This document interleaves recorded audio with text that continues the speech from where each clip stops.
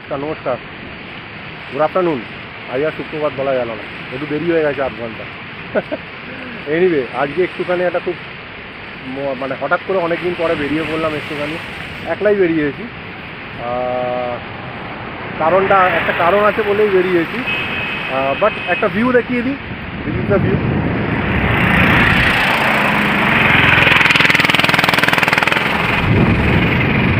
এটা সমুদ্রের দিক, একটা মোহনাটার দিকে এসেছি, এটা তাজপুর মোহনার দিকে এখানটা রয়েছি।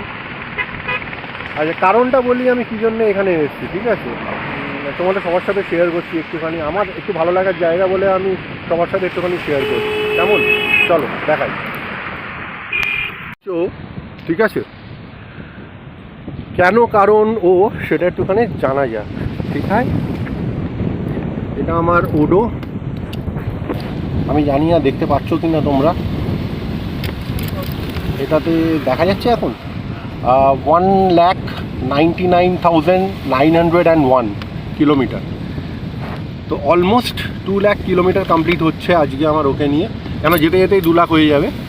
তো অলমোস্ট 2 লাখ। আমার সাথে 2013 থেকে ও রয়েছে, 2013 রেজিস্ট্রেশন। এটা BS3 ইঞ্জিন। এটা আমি ওকে ওর কোনো ইঞ্জিন কাস্টমাইজেশন আমি আজ পর্যন্ত করিনি।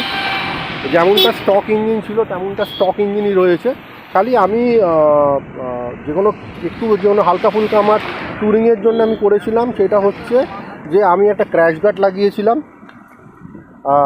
আমি একটা স্যাডেল স্টে লাগিয়েছিলাম, একটা জাস্ট জিনিসপত্র রাখার জন্য একটা স্টে লাগিয়েছিলাম এখানটাতে, একটা লাইট যেটা 2013-ই লাইট 6 LED, একটা নোজ রয়েছে যাতে এরোডাইনামিকটা যেন ঠিক থাকে গাড়ি, আর একটা উইন্ডশিল্ড।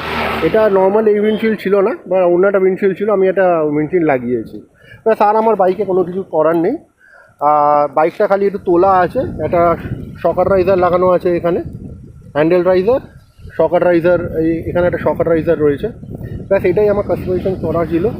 তো এটা আমার রাইডিং প্রসপেক্টের জন্য, যাতে আমি রাইডটা যেন আরামে করতে পারি, এটার জন্যই খালি এটা করার। আদার দ্যান ওর ইঞ্জিন যা ছিল অ্যাজ ইট ইজ অমনিই আছে, আজ পর্যন্ত তেমনি আমি রেখে দিয়েছি। কোনো ইঞ্জিনে আমি কোনো মডিফিকেশানস আমি করিনি, আর আমার করার কোনো ইচ্ছাও নেই মডিফিকেশান, ঠিক আছে?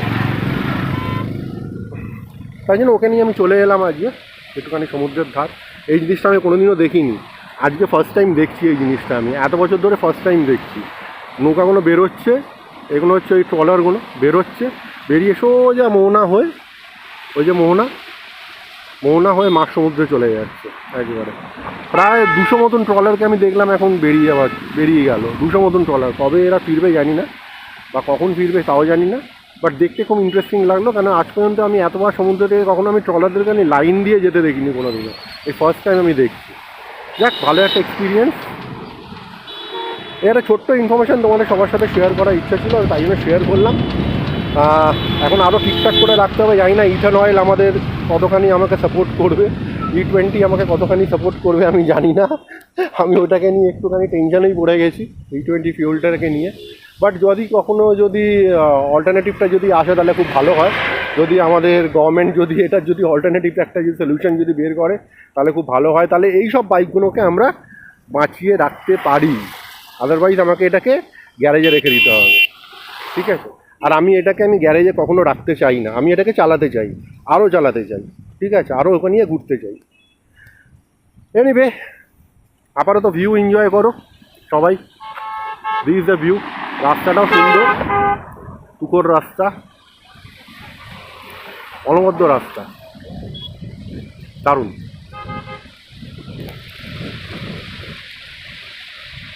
Beautiful. 1,99,901, it's not a bad figure, right?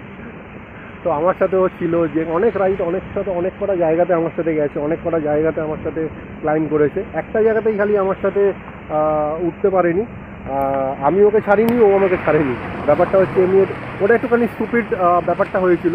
আমাদের যেহেতু কার্বোরেটর ইঞ্জিন ওখানে যে রবারটা থাকে ওটা খুলে গিয়েছিলো, তো আমরা তখন বুঝতে পারিনি। পরে বুঝতে পেরেছিলাম যে ওইটা যদি ঠিক করে নিতে পারতাম তাহলে আমি ক্লাইম্ব করতে পারতাম। তো এনিওয়ে, কিছু করবার নেই, নাথিং ডুইং।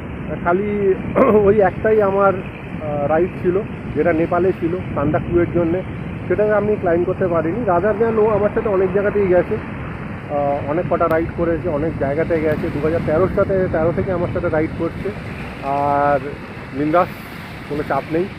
তাই জন্য আজকেই এমন কিছু ভিডিও না, এটা জাস্ট আমার একটা ভালো লাগার জিনিস তোমাদের সবার সাথে শেয়ার করলাম, কেমন? বিকজ এটার কারণের জন্যেই আমি বলছিলাম যে একটা কারণ আছে, ওকে নিয়ে একটু চলে এসেছি সমুদ্রে হাওয়া খাওয়ার জন্য। একটু চা ফা খেলাম, কফি টফি খেলাম, এবার একটুখানি হাওয়া খেলাম, এবার একটুখানি হাওয়া খেতে খেতে আবার বাড়ি ব্যাক করবো। ঠিক আছে, চলো, টাটাস টাটাস টাটাস। আবার কখনো দেখা হবে রাস্তাঘাটে, সবার সাথেই তো দেখা হয়, আজকেও অনেকের সাথে দেখা হয়েছে, আরও জনগণদের সাথে রাস্তায় দেখা হবে। ঠিক আছে, চলো, tata tata tata tata tata.